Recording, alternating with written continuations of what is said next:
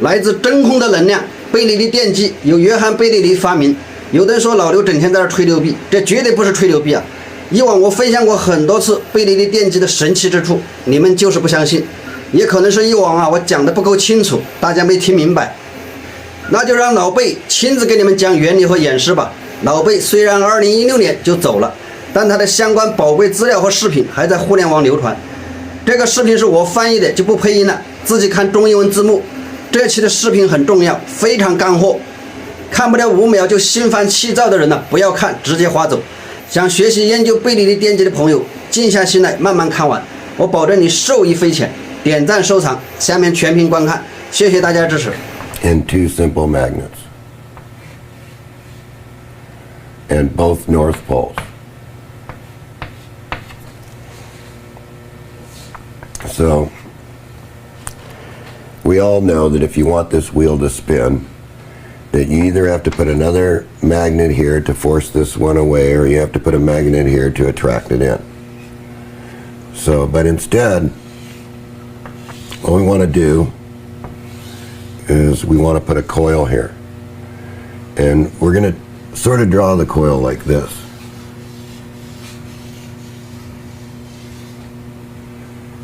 And we're going to call this the power.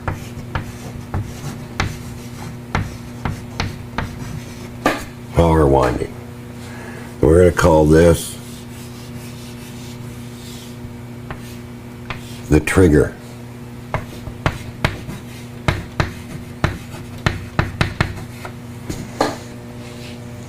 Okay, so we wound our coil, and when we're winding our coil, what we want to do is we want to stretch out our wire, and we want to sort of wind like this.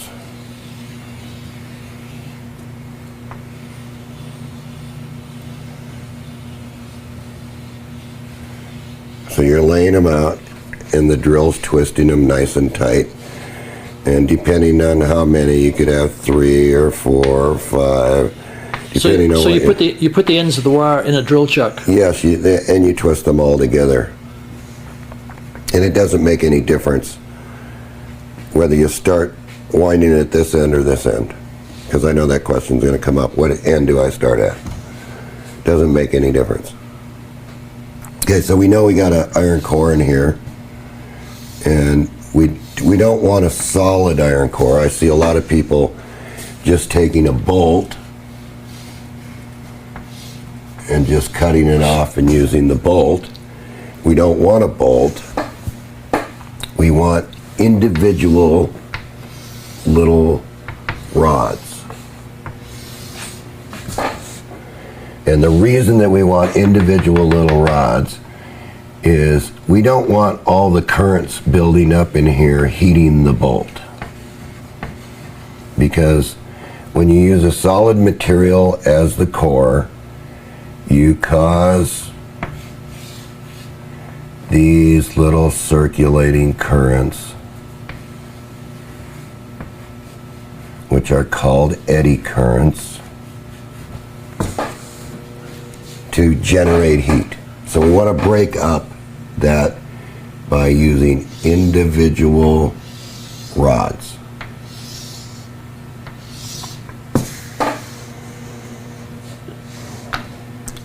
Okay, so. Sound okay?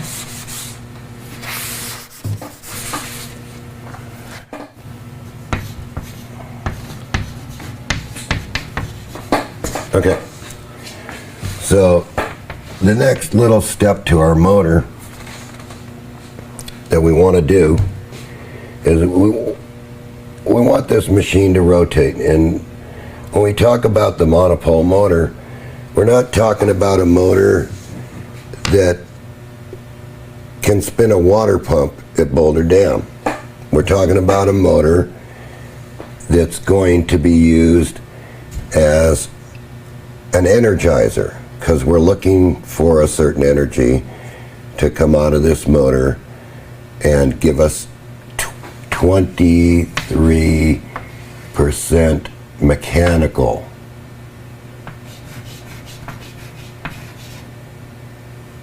Max. That's the max you're going to get out of this motor.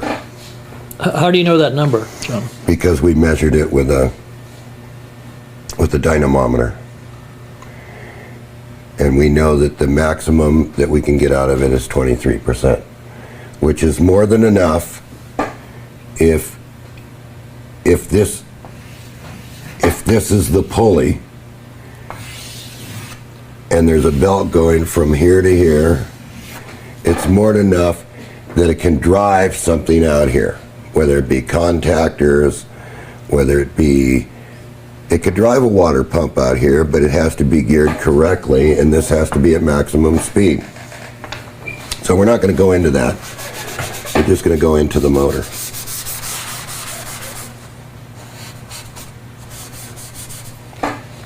So anyway, we know that we want this to turn, and we know that if we took these leads and we just put a battery out here and we just hook that up, all it's going to do is push this out of the way or attract it and heat the coil up because it can't go off. There's no switching to it. So we can't do that. So what we have to do is we have to devise a very unique switching circuit to make this motor go. So one way to do this is if we want to use a PNP, we would put a PNP transistor, and a PNP is designated like this. P stands for what? And N stands for what? PNP, transistor. Okay. Positive, negative, positive. Okay. Okay, but we don't want to use the PNP because we want to be able to capture a different form of energy. We're not looking for the normal form of energy. We're looking for a different form of energy. We're looking for a form of energy that is basically currentless. We don't want any current. We want the current to build in here, but we want to shut this current off. We want this current to build a magnetic field, but we're going to shut it off right away.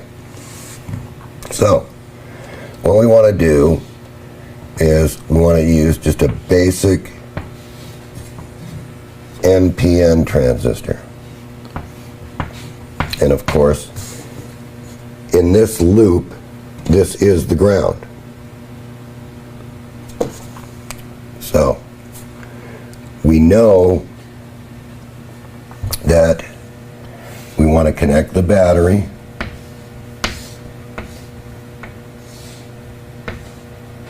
and we'll just put that one to ground. These two grounds match. So just think of a line between them. Okay, the next thing that we want to do is we want this wheel. We're going to move these magnets.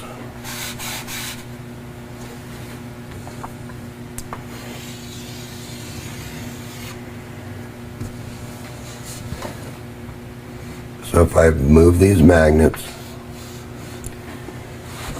we want, when the wheel moves, we want this magnet to be attracted to this iron. Now, as this magnet, which has a field around it,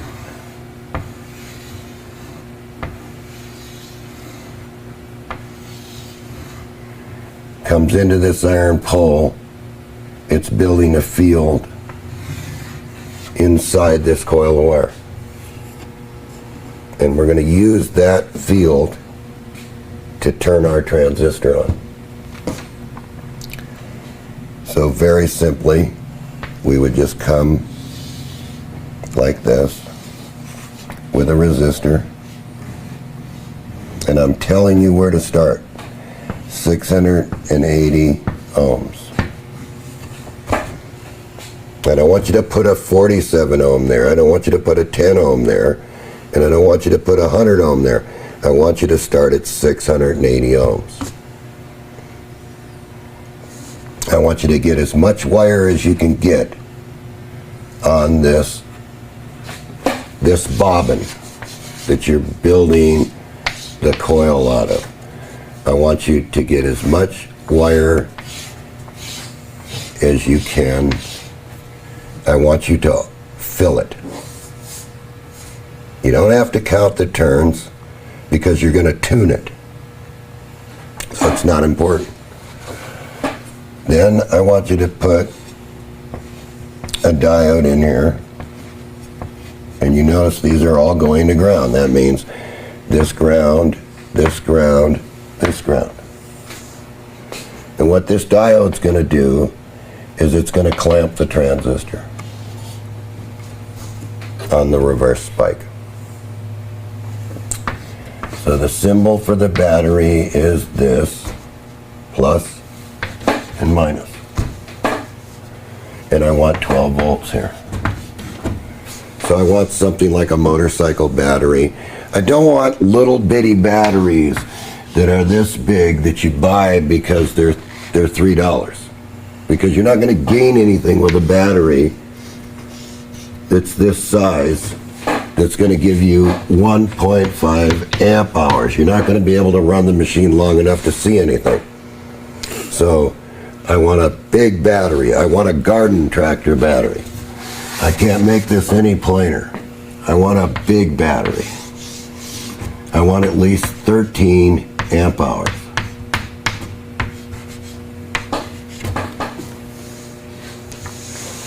It's mandatory. And the charge battery, I want at least 13 amp hours. So, next step. Wait, just to clarify, you want both batteries to be 13 amp I hours? want both batteries. Both. Right.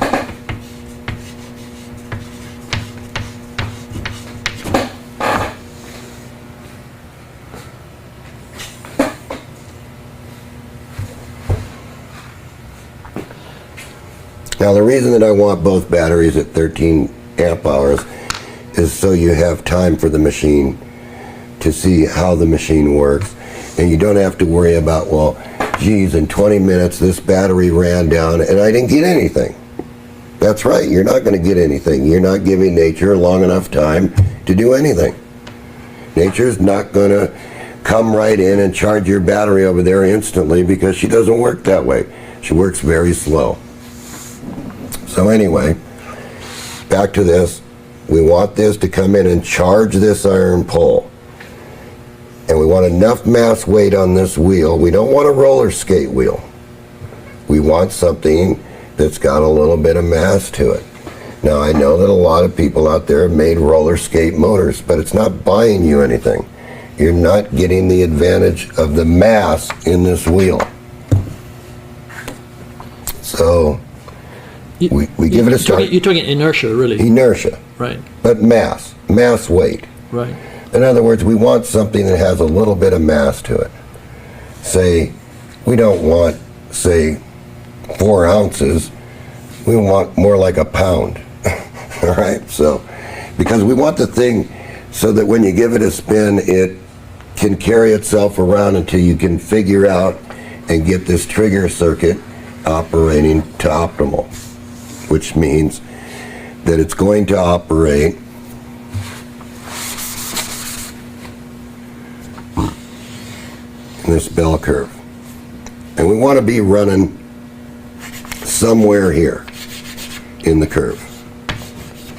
What are the axes on that curve? What are the That would be resonance. and what are the parameters on that curve? I mean, is that current against voltage? Yes, that would be where the motor's running the fastest with the least amount of current. Okay. So we want to be in the bell curve. We don't want to be running the motor down here. We don't want this flattened off. I don't. I'm still confused by. Well, I'm gonna. Okay. Look, this motor runs at what we call into a resonant point, So that's where it's RPM. the fastest it can go. Okay. This is the fastest RPM it can go with the least amount of current. Okay? So we want to be running somewhere in here. We don't want to be running here, and we don't want to be running here. If we're running here, you're going to burn the motor up. It's going to smoke the transistor. It's going to get hot. We don't want anything hot. So we don't want the coil hot. We don't want the transistor hot. We want this to run right here in this bell curve, which is max speed, least amount of current. And you can tell by tuning this resistor down here. If you move down and speed up, then 680 ohms was too much. If you move up and the current goes down and the motor speeds up, then that means that's the least amount. That means that the pulse to this motor is very sharp and very quick. And that's where we want to be. We want to be at the very sharpest pulse we can get, the sharpest transient. So, the next thing is now we have our basic circuit. So what we have here is something that's waiting to be triggered. It's like a magneto. The magnet has to come in here, has to charge the iron, there has to be a discharge take place, transistor turns on, rotor gets kicked away. Okay, now a lot of people ask, well, what are the degrees of that? Well, this can vary on how many poles that you have. But a good rule of thumb is just take this point and watch the motor once it's tuned, and you'll find out that it's probably coming in, charging the iron, leaving, and firing right here. So it's after. It's after top dead center. And this can be anywhere from 2 degrees all the way to 23 degrees.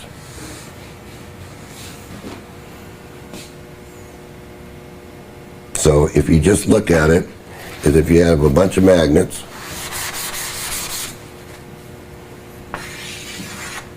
around here,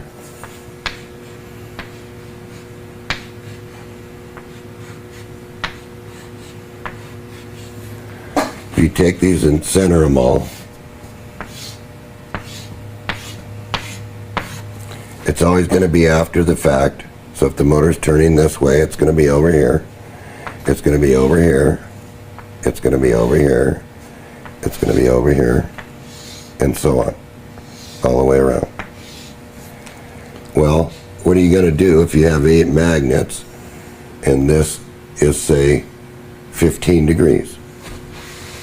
See, we're only taking the degrees, not the entire circumference of the wheel. We're only taking the degrees between the center of this magnet and where it fires.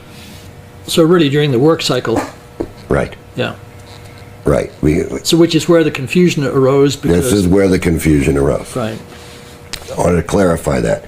These are the degrees you're looking for. Okay, and when you're in resonance, this will be at the furthest point. So you may be 18 degrees, you may be 23 degrees, depending on how big this wheel is. Because wheel size also makes a difference. There's no true set timing for this machine. It times itself, and the reason that it times itself is it's self-servoing to the load. So, we have the motor running, we have a 2-pole motor running. It's running now with this circuit. So, this battery is indicated by this battery here. We'll put another battery down here. Do not put another battery? No, put another battery. Okay. Okay, so now what we want to do is we want this machine to run, and we want this machine to convert energy for us to a different form of energy, because you're not going to get this battery at 12 volts to charge this battery at 12 volts. So you have to convert the energy to do it. So what we do is we just put a diode here. and we put it to the positive pole. And we take the negative pole and come back up here to the positive.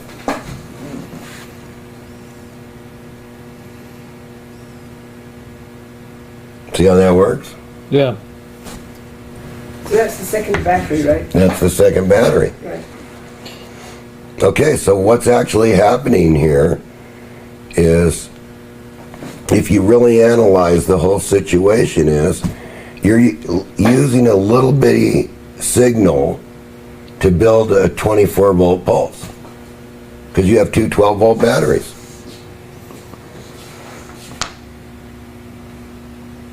Right. Okay? So, what we're looking for in this pulse, and sorry about the motor, what we're looking for in this pulse is something that sort of looks like this.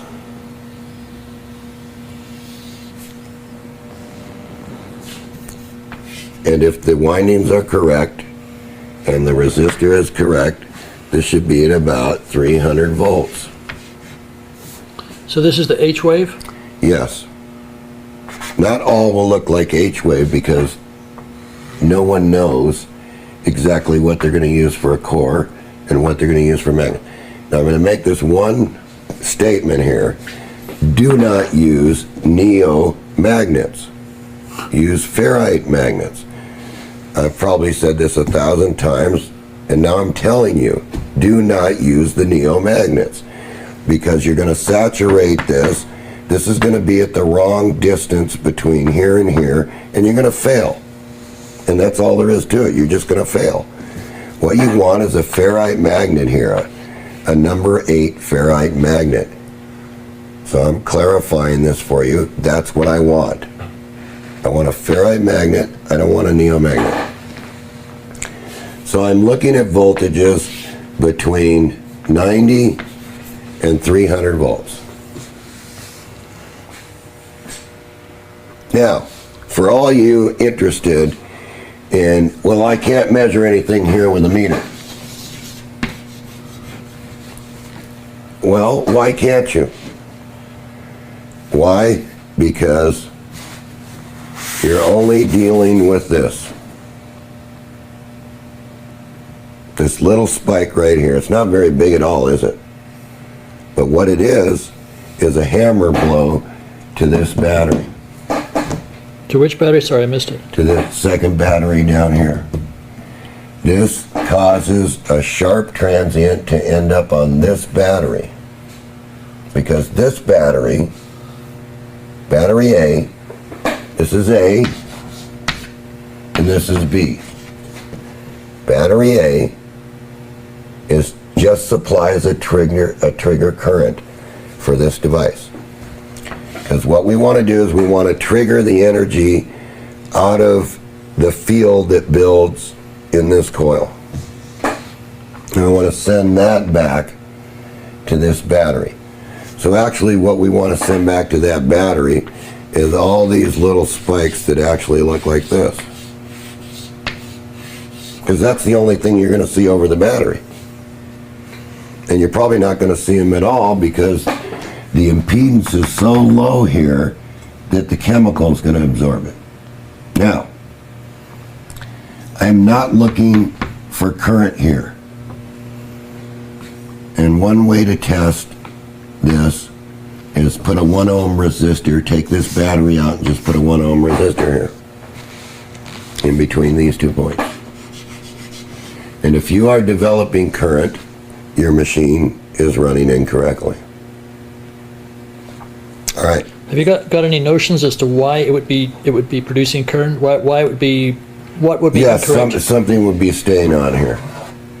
Okay. Or this would be at much too low of a resistance, or this transistor would be leaking, or the diode's leaking.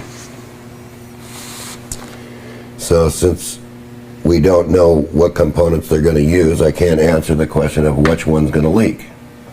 So, but these are common. these are common things. Yeah. So let's look at our motor again.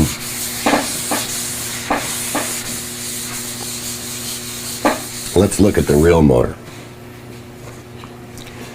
so you can see exactly what we're after here.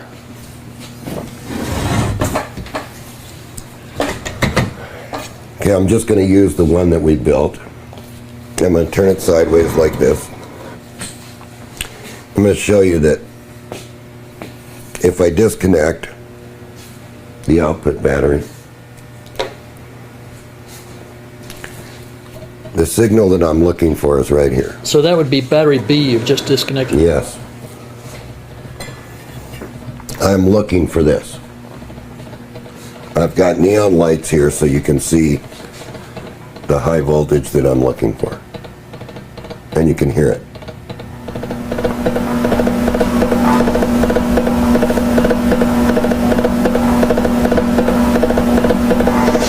Okay, now, notice when I walk around the machine, I want you to see here that the high voltage does occur. You see it here?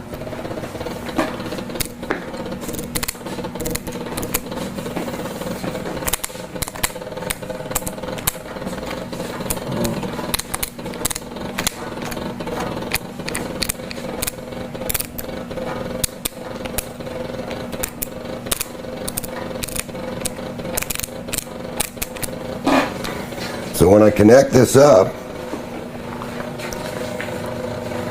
well, I'm going to demonstrate something to you first.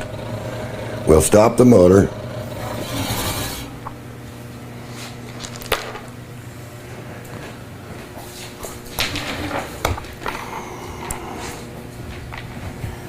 And we'll just take these lights. We won't face them towards the camera. That's okay.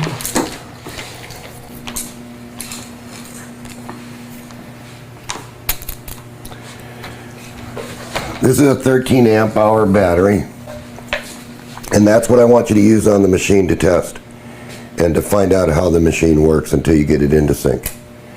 So what we're going to do is we're going to tell it, deplete this battery.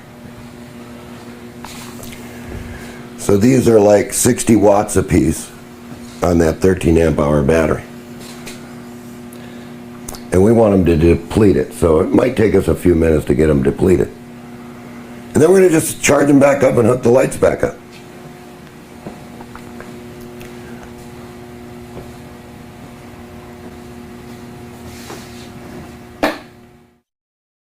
The battery's starting to deplete, and we want to take this right to dead, and I don't like to do this, but with an explanation on the monopole, I feel it's necessary at this time to show you the capability of the machine. If I completely deplete this 13 amp hour battery right here, I take every bit of joules out of it with these lights. And then I wait a minute or two and I come right back and deplete it again, because batteries do recover. It's the same thing that would happen if you left your lights on your car. It would deplete your battery. You went to start your car, it wouldn't start. So we're gradually almost to the point where the battery is completely flat. Correct, but we're going to get this down to where they're orange.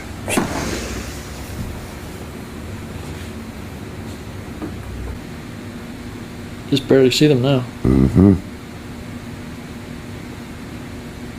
Okay, so now what I'm going to do is I'm going to let them recover just for a second here.